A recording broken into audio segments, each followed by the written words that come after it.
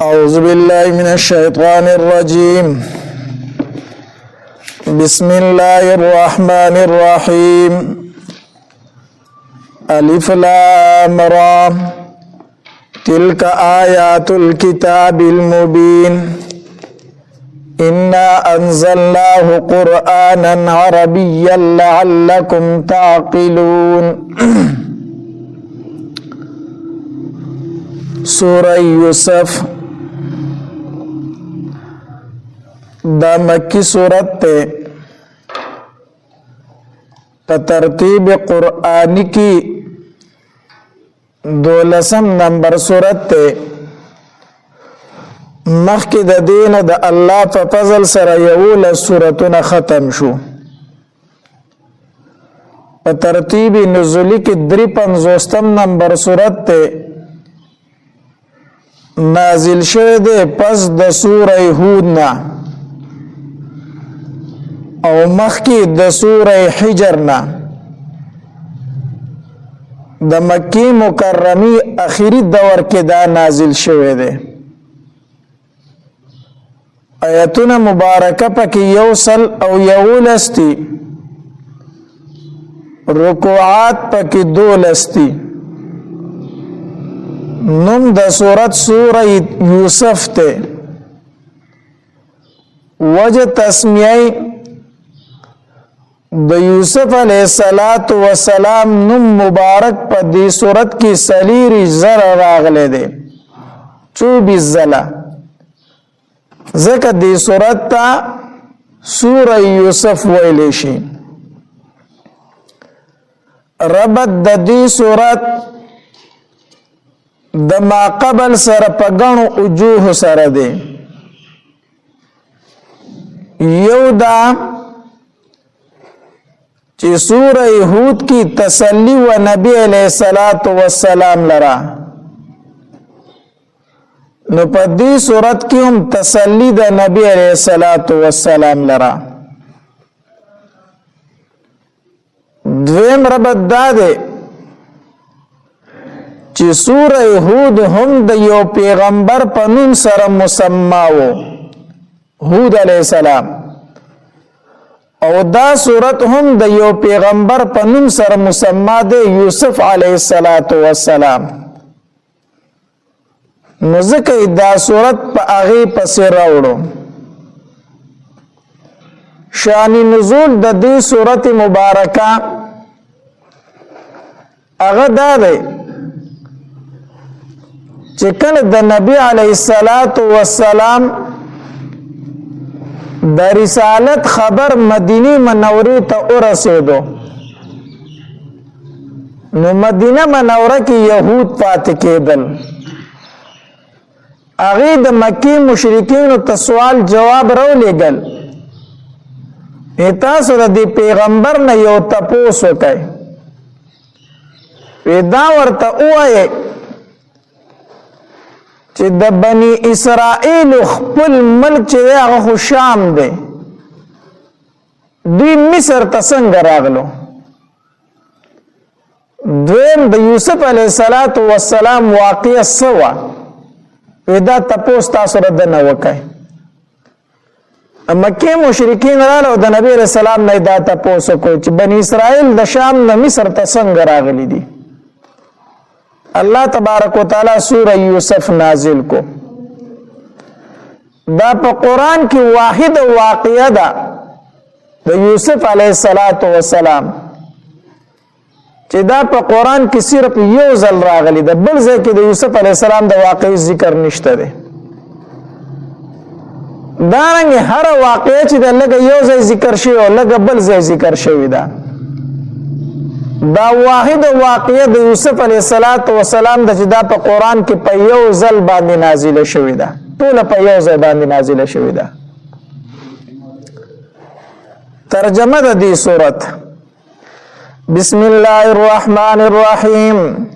خاص په امداد د نوم د الله تبارک وتعالى چې عام مهربان دی، خاص رحم کوونکی دی. شروع کوم. الف لام را. اللہ تبارک و تعالی فود پماند دی حروفو تلک آیات الکتاب دغدی آیاتون د کتاب المبین واضح بیان کون کی دی انا انزلنا یقینا نازل کړه مونږ دا قران دا کتاب انا انزلنا یقینا نازل کړه مونږ دا کتاب قرانا عربیا قران په واضح جبه کې چې عربي جبه ده لعلکم تعقلون دې د پاره چې تاسو پوه شئ نحن نقص یقینا من بیانو علیک پتا باندې انا انزلنا یقینا نازل کړه موږ دا کتاب قرانا عربیا قران په عربی ژبه کې لعلکم تعقلون کې دیشي جدي پوشي دا عقل کار واخلي کې دیشي یعنی د دومره واضح خبر باوجود د دوی نه ایمان راوړل یقیني نه دي صرف امید کې دیشي نحنو منگا نقصو بیانو علیک پتا باندی احسن القصص خیست بیان بما اوحینا پسبب ددی چو وحی کری منگا الیکا تاتا هذا القرآن ددی قرآن وَإِن كُنْتَ اگر چویتو من قبل مخک ددینا لمن الغافلین خامخا دبی خبرنا اذ قال یوسف هر کله چې فرمایل یوسف علیہ الصلوۃ والسلام لابیه پلار خپلتا یا ابتی ای پلار زما انی رأیت یقینا انمزو 11 کوكبا یول استوری والشمس انور والقمر وسپغمی رأیتهم انم دوی لرا لی ساجدین چې ماته سجده کوونکي دي یوسف علیہ السلام خوب ولیدو او پلار ته دا خوب وویلو د وړوکې د په دغه ټایم کې معشوم دی پلار خوب انما یول استوري او نور او سپګمې دا ماته سجده کوي نو یول استوري یعقوب علیہ السلام د په خوب پوه شو چې د یول استور نه مراد د یول سرونه دي ځکه یوسف علیہ السلام دا ټول 12 سرونه او د یعقوب علیہ السلام 12 زامنو دا 10 زامن د مشرۍ خزینه او دا 2 زامن د کشرۍ خزینه چې کله لومبۍ خزه مړه شو نو بیا د هغه د خور سره نکاح وکړه نو د هغه نبیا یوسف علیہ السلام او بنیامین پیدا شو نو دوی دواړه د یوې مور نو او د لست مشریرونه چې دا د بلې مور نو دوی 12 زامنو د یعقوب علیہ السلام او بیا د 12 واړو اولاد پیدا شوه دي او د هر یو زوین ځان له خاندان جوړ شوه دي ته دی وجنه بنی اسرائیل چې دا 12 قبیله وي او دا اسرائیل د یعقوب علیہ السلام لقب وو نو دی وجنه دوی تسویل کیږي بنی اسرائیل د اسرائیل اولاد یعنی دا یعقوب علیہ السلام اولاد نو یوسف علیہ السلام ز په خوف کې نه مچ یو لستوري دي او نور د سپګمې د ما ته سجده کوي یعقوب علیہ السلام پوه شو چې دا یو لستوري د رونه دي او دا نور سپګمې مور او پلار دي چې د ته سجده کوي مطلب دا الله تبارک وتعالى به د ډیر لوی انسان جوړوي قال رأيتم انم دوی لرا لی ساجدین چې ماته دي سجده کوونکي قال او فرمال یعقوب علیہ السلام یا بنیا اے بچڑیا لا تقصص مبیانوا رؤیاکا خوفل علی اخوتکا رونخ پلوتا یو دا چې خوب دا ارچا ته بیانول ندی پکار دویم دا چې خوب څه حقیقت لري نو ګور خوبونه چې دا په 3 قسم دي یو قسم خوب او هغه د چې سړی د ورځې څه سوچونه کوي خو چې ود شي هغه بیا په خوب کینی ښکاری سړی د ټوله ځخکاری په سوچ کوي چې ود شي ځخکار بکی په غرونو کې رواني نو دغه خوب له اعتبار نشته او نه دغه څه تعبیر وي دویم قسم خوب چې هغه شیطانی وسوسې وي د شیطان د طرف نه انسان ته کله خوشاله راځي او کله یری راځي په خوب کې دغه خوب لمس اعتبار نشته ده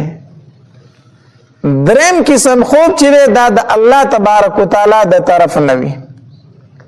او داسې خوب ته د نبوت 40مه عیسی ویلې شوې ده. یو خو د پیغمبرانو خوب دی، هغه وحی وي، خو چې انسان څومره نیکعمله وي نو دومره د خوب رښتینی هم وي، او چې څومره سړی په فسق او فجور او ګناهونو کې اخته نو دومره د هغه خوب له اعتبار هم نه وي. نو چې کله د انسان ته خوب درته ووایي نو اول به د هغه نه دا تپوس وکړي چې هلکه دا خبرې خو به دې چېرته د ورځې په زړه کې نه وي. دویم دا دی د هغه د کار تپوس به وکړي چې ته کار روزګار څه کوې، شوق د څه شي لرې. نو که د هغې سره د هغې تعلق ونه پوه شي چې د دې خوب څه تعبیر نشته دی. نو یو قسم خوب هغه دی چې هغه د الله د طرف نه وي. دا اکثر نیکان خلک کله کله د کافر او د فاسق فاجر خوب هم رښتینی شي، خو اکثر خوبونه د نیکانو خلکو رښتینی خوبونه وي. نو چې کله د خوب ولیدو دا به هر انسان ته نه بیانوي،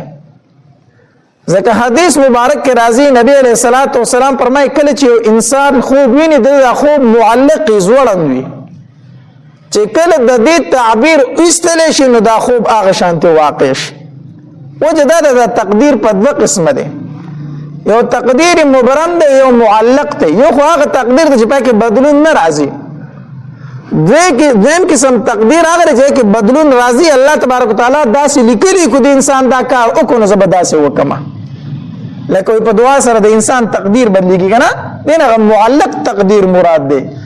الله تبارک وتعالی په ازل کې دا لیکلي کو د انسان دعا وغوښته خو زه به دا کار ولا وکړم، کو وی نه غوښته نو نه کوم ورله.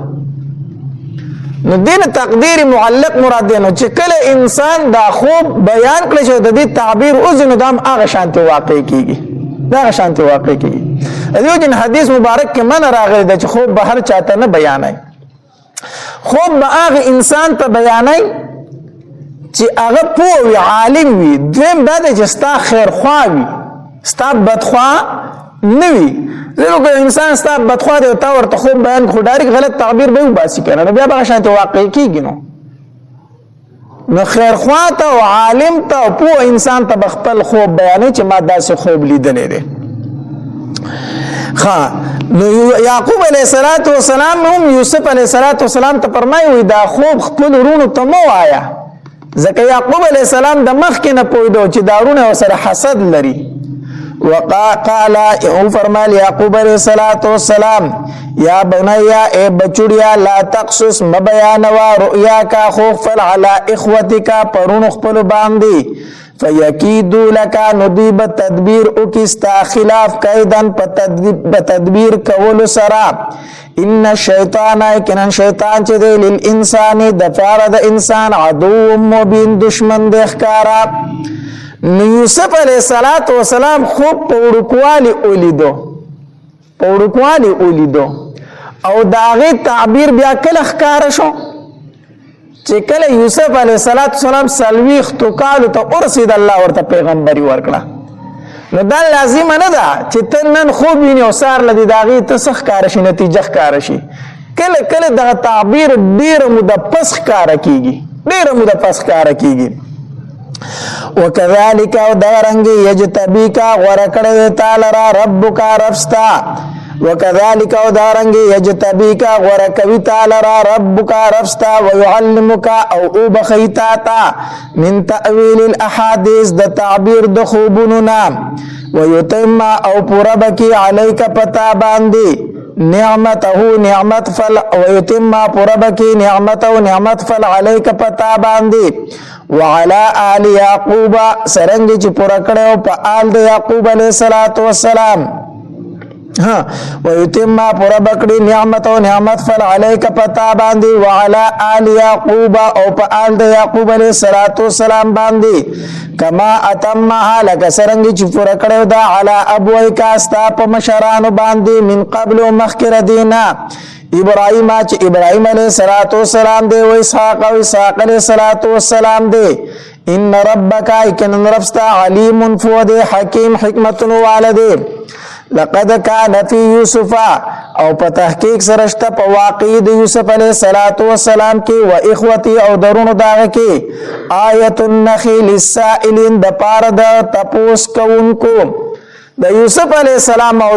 داغه د رونو په واقع کې ډېر نښې د عبرت موجود دي. لویه نښه خو پکې دا ده چې الله تبارک وتعالی چاته ذلت ورکوي که نه نو څوک ورته ذلت نشي ورکولی، او چاله چې الله ذلت ورکړي که نه نو هغه ته څوک عزت نشي ورکولی. مقصد دا دی که ټول دنیا ستا خلاف راټول شي خو چې الله تبارک وتعالی ستا عزت مقرر کړي او ستا مرتبه مقرر کړي، ستا په مرتبه کې څوک نقصان نشي راوستی. د یوسف علیه السلام خلاف ټول رونه راټول شو خو چې یوسف علیه السلام له الله کوم عزت ورکو هغه ورلا ورکو. او په دې کې تسلی د نبی علیه السلام لره هم چې پاک پیغمبر خفه کېږه ما څنګه چې د یوسف علیه السلام خلاف ډېر تدبیرونه شوي خو الله کامیاب یوسف علیه السلام کو، مخالفین کمزوري او ناکام شو. دکه رنګ کو ټول کفار ستا خلاف راټول شوي دي، ستا اس نشي کولی، الله به تا ته کامیابي درکوي او ستا مخالفین به ناکامه کوي. اذ قالوا هر کله چې ویل دوی لیوسف خامخا یوسف چې دی و اخوه او ورور ددو یعنی بنیامین احبو دا ډیر محبوب دی الی ابینا پلار زمونږ ته ونحن غصبا او مونږ یو جماعت یو، مونږ ډیر کسان یو، لږ ځوانان یو، بیا هم زمونږ پلار د دې دواړو سره مینه کوي. ان ابانا یقینا پلار زمونږ لفی ضلال خامخا په خطای مبین ښکاره کې دی. زلال نه گمراهی نه ده مرادو، ځکه چې یعقوب علیه السلام خو سو پیغمبرو، نو پیغمبر ته گمراه ویل دا خو کفر دی، نو دوی کو پلار ته بیا گمراه ویل خو دوی په کافر کېدل که نه، خو دوی کافر نو، مسلمانان وو خو کفار نو. نو د زلال نه مراد څه شی و؟ سادگی. ساده سره دی د دوه ماشومانو سره مینه کوي او موږ لس تنه روغ جماعت یو، موږ سره مینه نه کوي. ان ابانا یقینا پلار زمونږه لفی ضلال خامخا په خطای مبین ښکاره کې دی. اقتلوا یوسف قتل که یوسف او اطرحوه یا اغرزوی دلرا ارزن یو ازمکی تا یخلو لکم مخالب شتاسو تا وجه ابیکم مخد پلارستاسو وتکونو او شیب تاسو من بعدی رست ردینا قومن صالحین قوم نیکا. دا یوسف علیه السلام به د مخې نه لر کو، خیر د وروسته به توبه وباسو که نه، وروسته به څه وباسو؟ توبه وباسو. دا د وروڼو یو بل کې مشوره وکړه، د وروڼو یو بل کې مشوره وکړه. زمونږ پلار د یوسف علیه السلام د بنیامین سره مینه کوي او موږ سره نه کوي، خو د دې علاج دا دی چې دا یوسف په د مخې نه لرې کو، نو چې دی خو د مخې نه لرې کو وروسته به توبه وباسو بیا به نیک عملونه کوو. اقتلوا قتل کا یوسف او اطرحو یا اورزوی دلرا ارزان یو ازمکی تا یخلو لکم خالی بشی تاستا وجه ابیکم مخد پلارستاسو وتکونو شیبتاسو من بعدی رست ردینا قوما صالحین قوم نیکان. قال قائل منهم نؤوی یووین کی دوینا اکثر مفسرین وی د دین مراد یهودا مشرور دے، مشرور چیو داغه پزړه کې لګ رحم وو. قال قائل نؤوی یووین کی منهم د دوینا لا تقتلوا یوسف موجن یوسف. اول خو دوی منع کړو یوسف موجن، خو دوی وی نه مونږ باغه وجنو، مونږ لرکو بل لار مونږ سره نشته وی. نو هغه چې خامخا دا کار کوي کنه نو وجن یما او په یو کوی کې ورتاو کوي، خبره بخلاص شي یا به مار لړه موچی چی نستاسو لاسونه به د په وینو باندې سره نشي، یا به په اوبو کې غرق شي، یا به کافری والا راشي پورته به کې نسله د مرګ کوي په خپل باندې. وخام والقوه ورزوي دلرا فی غیابت الجب پتاک د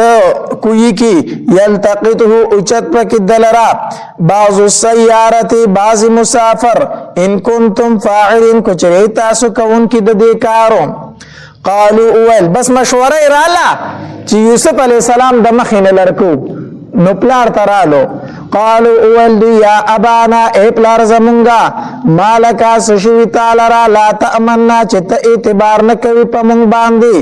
علا یوسفا پا بارد یوسف علیہ السلام کی و انا لہو او یکنن مونگ ددو لناسحون خامخا خیر خوایو.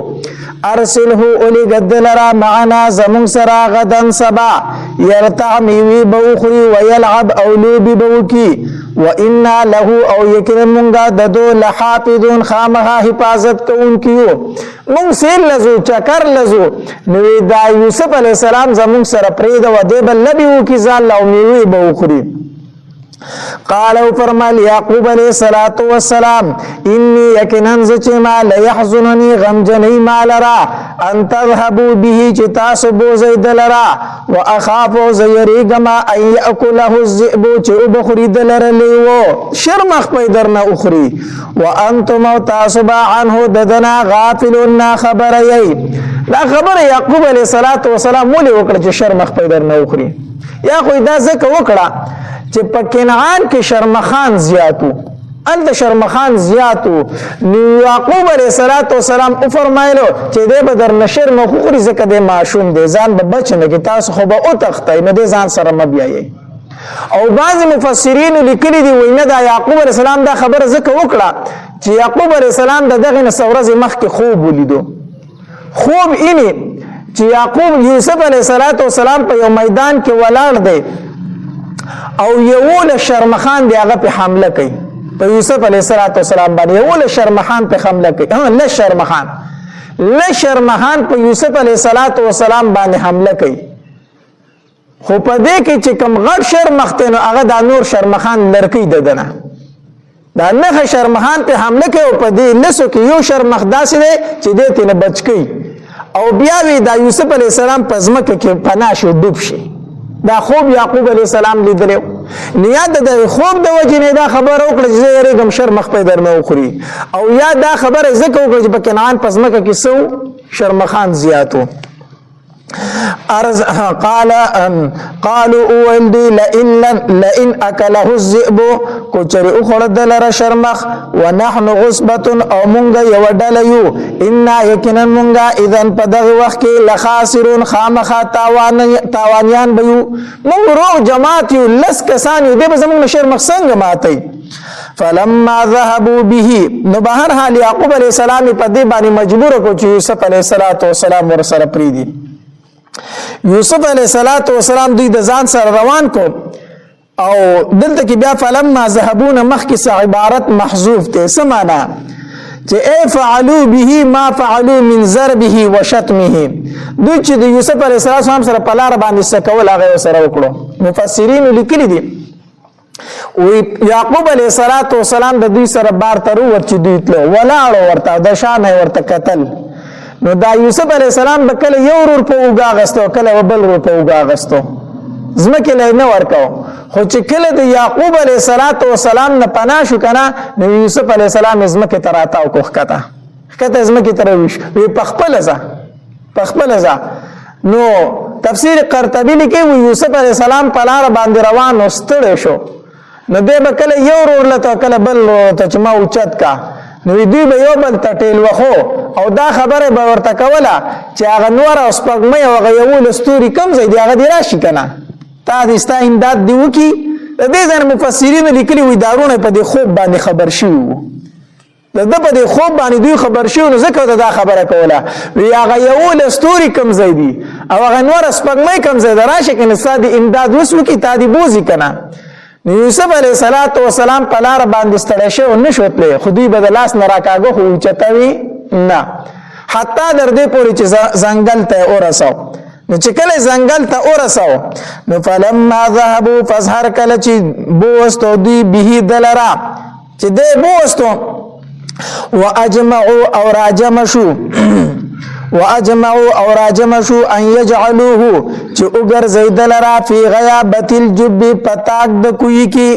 پتاخچه د کوی کی دی وګر زئی نو واوحینا فلما ذهبوا فسهر کله چې دوی راجم فلما ذهبوا هر کله چې بوستو به دلرا واجمعوا او راجم شو ان يجعلوه چې وګر زید لرا فی غیابت الجب پتاخچه د کوی کی نو چې کله دې کوی ته ورتاو نبی یوسف علیہ السلام چې کوی ته زوړن کو نو یوسف علیہ السلام د کوی هغه کما غاړه چې دغه پلاس باندې کلا کوونی ولا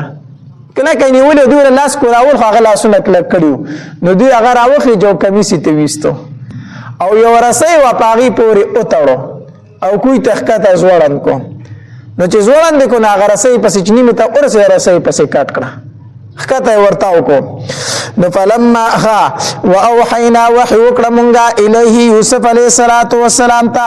لتنبئنهم چې خامخا تب خبر کی دوی لرا بامر پکار د دوی باندې هاذا چې داده وهم لا یشعرون او دیونا خبره دا کوم وحی وکړه په دغه ټیم کې یوسف علیه السلام معصوم دی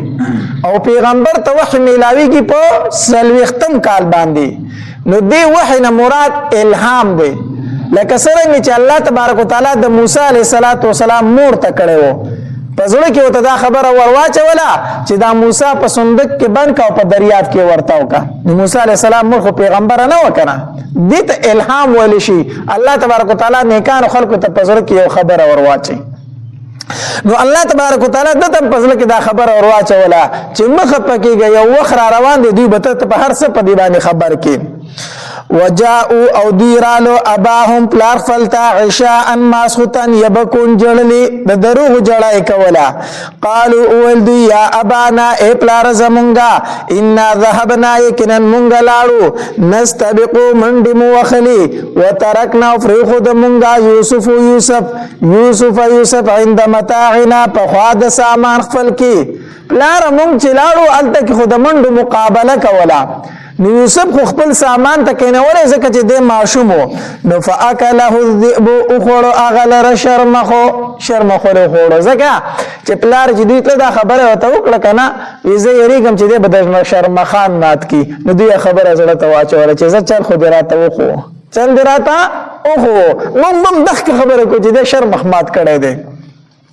وما انت اونیتو بمؤمن یقین کون کے لنا پمنگ باندے ولو کننا صادقین اگر کمنگ یریشتینی وجاؤ رات لے وکڑو علا قمیسی پا قمیس داغ باندے بدمین کذب پوین دروغ جنا چکنے یوسف علیہ السلام نے قمیس سویستو نو چیلے علال کو او دا آغی چیلی پوین باندے آئے قمیسی سور کو سوری کو او ایراوڑو تو پا مونگ باندی یقین نکا خدا کمیس تے اگر دوینو سور دے نو چی یعقوب علیہ السلام آئی کمیس اولی دکنا نو پا جاڑا شو یسمر وخیار شرم خو چی زما دزوین روح کمیس استلے دے سمر وخیار شرم خو چی زما دزوین کمیس روح استلے آغیش لول ام ندے پا وینو باندی سور کڑے دے زوی چې کله انسان دوکه کوي چل کوي کنه د دنه به خامخا داسې یو نقطه پاتې کېږي چې په هغې سره د دوکه او پراټ ښکاره شي نو دوی کمیس به وینو سور که خدای ته ونه کتل چې دا خو مونږ روغ کمیس اخیستی و خو نشلو نو وجاءو راتله وکړو علی قمیصی په قمیص دغه باندې بدمن کذب په وینه دروغجنا قال او فرمایل یعقوب علیه السلام بل سولت لكم بلکې خیسته کړی دی تاسو ته انفسکم نفسون استاسو امرن یو کار بس دا خو درته نفس یو کار خیسته کړی دی چې تاسو هغه وکړو فصبر جمیل پس کار زما صبر خیسته دی کار زما سره صبر خسته دی صبر خسته څه ته ویل شي صبر جمیل هغه دی چې پاره کې شکوه نه وي مخلوق ته پکې ګیلی شکوي نه وي دي ته صبر جمیل ویل شي نو فصبر جمیل کار زما صبر خسته دی والله المستعان او خاص الله تبارک وتعالى نه مدد غوښتل کیږي علامه پاغسبانی تصفون چې تاسو بیانوي وجاءت سیاره را لکافلا فارسلوا فسئلوا واردهم وبراولن کې خپل فادلا دلوا ناغز ولند کړه بوکه خپل زولند کړه دیو اوبو په دغه طرف باندې یو قافله تیرېدل د شام نه بل خواطلا نو په دغه طرف باندې یو قافله تیرېدل نه اغي او تن ته وی دلته تلاړ شي چرته کوی وګوره چې اوبته نه راوړي دغه کس چلاړو د نوم مفسرین لیکل مالک ابن دعبیریه د نوم د چلاړو دی کوی ته بوکا ورخته کړه کوی اولیدو نو چې بوکا راخي جوړه نو د ابو په ځای باندې په بوکا په یو خيسته ماشوم انخته دی یو ډیر خيسته ماشوم پورې انخته دی نو د چې کړي یا بشرا هذا غلام وزیر دغه الکته او الک څنګه د ډیر زیات خيسته دی ځکه نبی علیہ الصلوۃ والسلام فرمایي د معراج په شپه باندې چې زه بر اسمانونو ته لاړم زما د یوسف علیہ الصلوۃ والسلام سره ملاقات وشو وی د ټولي دنیا نیم حسن چې د الله تبارک وتعالى یوسف علیہ الصلوۃ والسلام ته ورکړي او دا نیم حسن په دې دنیا کې تقسیم کړي دي نو په دې دنیا کې چې خیسته نه خیسته انسانان دي کنه دا غنیم حسن دی د دې ټول مخلوق باندې تقسیم شوی غنیم حسن او غنیم ټول حسن الله تعالی ورکړی وو یوسف علیہ الصلوۃ والسلام له ورکړی وو نو وجاءت سياره رال قافله فارسلوا نفسئلوا واد واردهم وبراولن كخفل فادلا دلوا نفس ولن دکړبو کخفلا قال ان اول دو یا بشرا حیزر دے هذا غلام دا خود الکو واسروه او پټی کو دلرا بزاعه پسامان د تجارت کې پټی کو زکا چې نور قافلی والا پکې ایسه ونه غواړي زبې ځان له پسې کې خرج کم مصر ته چلاړ شم الته به ځان له خرج کما واسروه پټی کو اغیلرا بزاعه پسامان د تجارت کې والله الله تبارک وتعالى علیم فو بما فایس باندې والله الله تبارک وتعالى علیم فو دی بما فایس باندې عملون چې دوی عمل کوي وشروه خرج کو اغیلرا بثمن بخس بقیمت لکسرا چا خرج کو نو شارو هو کی دا هو ضمیر د یوسف علیہ الصلوۃ والسلام ورونو تراجه ده چې کله دوی کوی ته یوسف علیہ الصلوۃ والسلام ورته وکړه کنه نو هر سحر بدوی تلو الته به تماشا کوله چې رسې وشو په کوی کشته ده او کنه چا بوسته ده مړ دی کو ژوند ده کله کله به تماشا روزانه سحر تلو نو دوی چې ورلو وای قتل چې یوسف علیہ الصلوۃ والسلام قافلی والو رانیولې ده او راغسته ده نو دی ورته اویل دا خو زمون غلام دی دا خو زمون نه تختې ده او دا زمون نه پټ شوی دی دا خو تاسو نیولې ده موږ چې زمون نه ورک شوی ده دا تاسو نیولې ده قافلی والا اوریدل چې اوس پر باندې دغلا الزام ولګي کنه نو دی ورته وی خیر دې تختې را تختې کو تاسو اخلي موږ به در باندې درخرس کو موږ به در باندې درخرس کو تاسو اخلي نو قافلی والوی سید په باندې را خرڅ کړي نو وشروه بثمن بخس دراهم معدوده په یو څو دراهم باندې دل خرڅ کو معدوده هغه دراهم ته ویل شي چې د سلويختو نه کمی ځکه د عربو دا عادت چې پیسې به ډېری وي کنه دراهم او دنانیر به ډېرو نه هغه به په وزن باندې بیا اغستل خرڅول به او چې لږ به نو پشمیر باندې نو د سلويختو نه بچ زیاتو هغه به وزن کول او چې د سلويختو پوریون هغه به څه کول شمیرل نو دلته الله فرمایي په شمیرل شو دراهم خرڅ کړو معلومه کیدا چې د سلويختو نه سو کمو مفسرین لیکلي وي په سلويخ درهم خرڅ کو پسو درهم په سلويخ درهم او دوه د لستانه او دوه درهم دیرونو واغستلو نو وشروه خرڅ کو یوسف علیہ الصلوۃ والسلام لرا بثمن بخس په قیمت لک باندې دراهم معدوده چې دراهم د شمیرو وکانو دی په پد کې من الزاهدین در بیرغبتیا کون کنا ځکه د دې مقصد خصو پیسې مقصد نه د دې مقصد خو د یوسف علیہ السلام د مخینه پناه کول او ورته حاصل شو وقال الذين اخيكس اشتراه چې واغست دلرا من مصر په مصر کې قافله لاړه مصر ته ورسېدله چې مصر ته ورسېدل یوسف علیہ الصلوۃ والسلام د مصر منډای ته بوستو په هغه زمانہ کې په منډایانو کې داوین زی غلامان خرڅېدل یوسف علیہ الصلوۃ والسلام منډای ته بوستو د خرڅ ته پاره چې الته بوستو خلکو اولیدو نو الله تبارک وتعالى خدای ډیر حسن ور کړو نو هر سړی وی چې دا ز اخلم د خلکو په یو رش ولګیدو رش په ولګیدو بس کافری والے په بولی شروع کړه چې څوک په زیات قیمت اخلي مونږ به په هغه باندې خرڅو په دې دوران کې د مصر چې کوم وزیری خزانه چې هغه راغی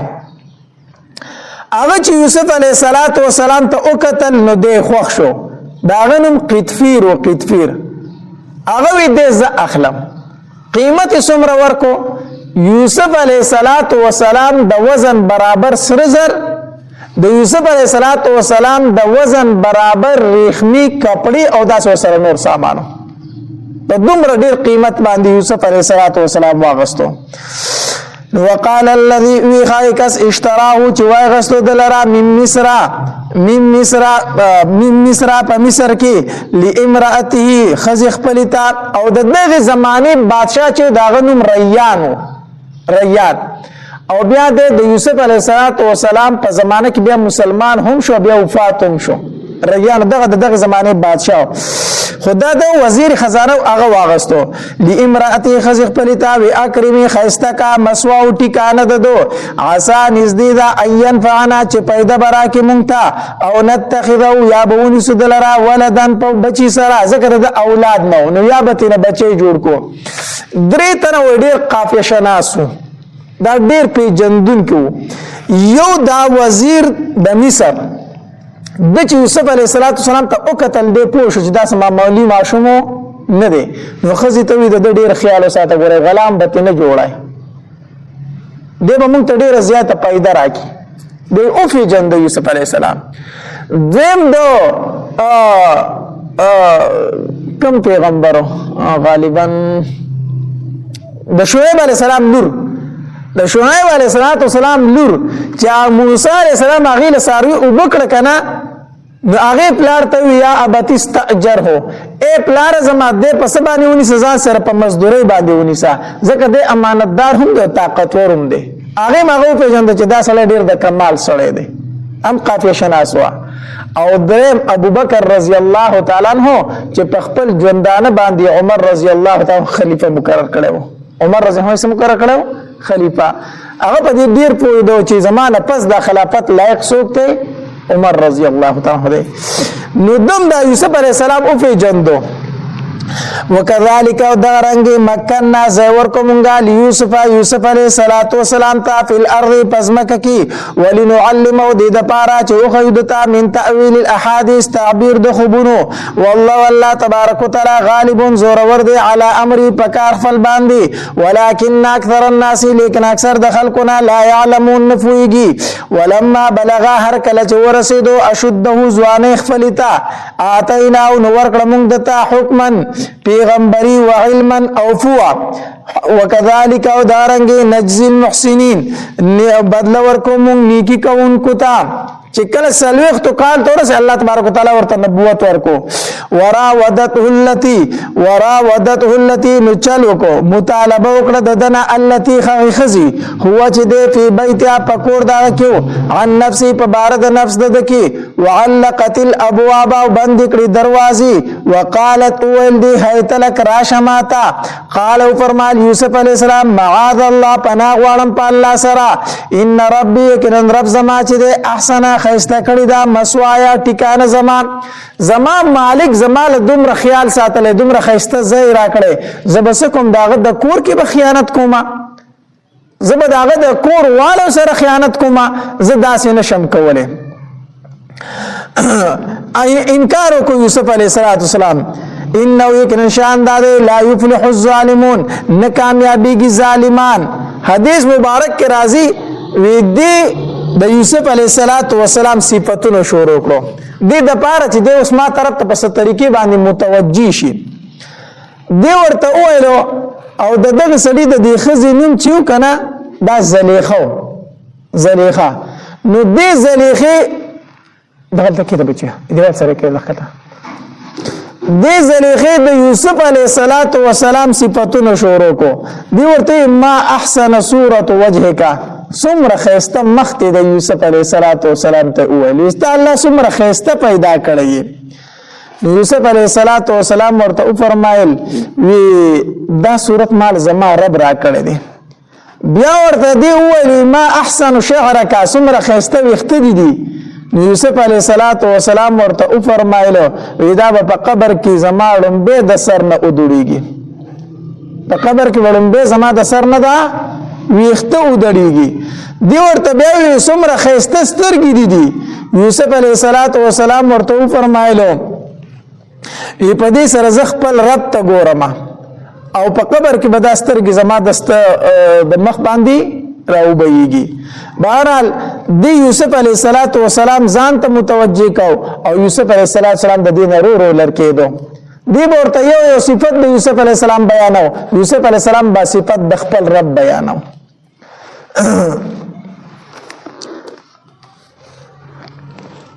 ولقد همت به او یقینا ولقد همت به